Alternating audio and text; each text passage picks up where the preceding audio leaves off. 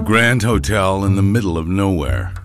It was home to opera stars and Broadway impresarios, composers, writers, and baseball players. When they moved on, a gay bathhouse and a swingers club moved in. You can't tell by looking at it now, what with all the strollers and baby Bjorns, but the Ansonia has one hell of a story to tell. When they broke ground on the Ansonia in 1899, the Upper West Side was a desert of shanties and unpaved streets. But this man, William Stokes, had a vision. His hotel on the corner of Broadway and 73rd Street was going to be massive, monumental, a magnet for the rich and famous. 1,400 rooms, 340 suites, and a maze of pneumatic tubes that delivered messages to the hotel guests. The exterior was decorated with intricate metalwork and copper cartouches. In the basement was an opulent indoor pool. And on the roof, a farm with 500 chickens, a half-dozen goats, twice as many ducks, and a small bear. But for all its flair, the Ansonia never attracted the Tony crowd William Stokes had hoped for. Instead, artists, bohemians, and crooks called it home. The Metropolitan Opera made it their unofficial dormitory, and soon the likes of Toscanini, Stravinsky, Rachmaninoff, and Enrico Caruso were living there. Babe Ruth took up residence when the Yankees bought his contract from the Red Sox, and every morning the great slugger could be seen getting a shave in the hotel lobby.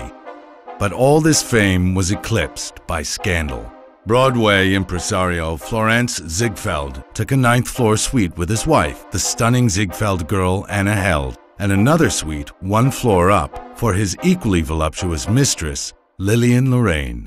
In 1919, a group of White Sox players met at the Ansonia and conspired to throw the World Series for $10,000 each.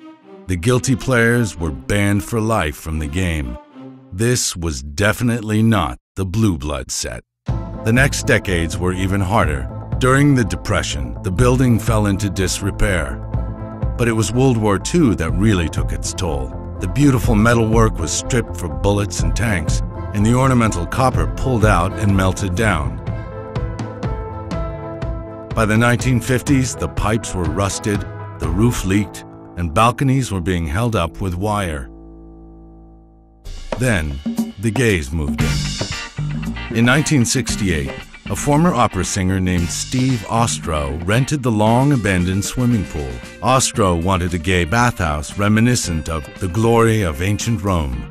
Well, almost. The continental baths had palm trees, a waterfall, and vending machines that dispensed KY jelly. It also had Bette Midler and Barry Manilow. Word soon got out. On Saturday night, the line snaked around the block. Gay men in bath towels mingled with straight couples dressed to the nines. It was Studio 54, before there was a Studio 54. Eventually, the gay crowd abandoned the Continental and moved on to a more hardcore scene downtown, which is ironic given what took its place. In what had once been William Stokes' grand basement, a club called Plato's Retreat opened. Mattresses lined the orgy rooms, and swingers, porn stars, and dentists from New Rochelle acted out the sexual revolution.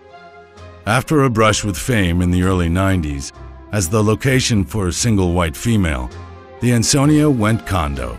1-bedroom apartments sold to insiders for $125,000. Today, the same place would cost you well over $1 million.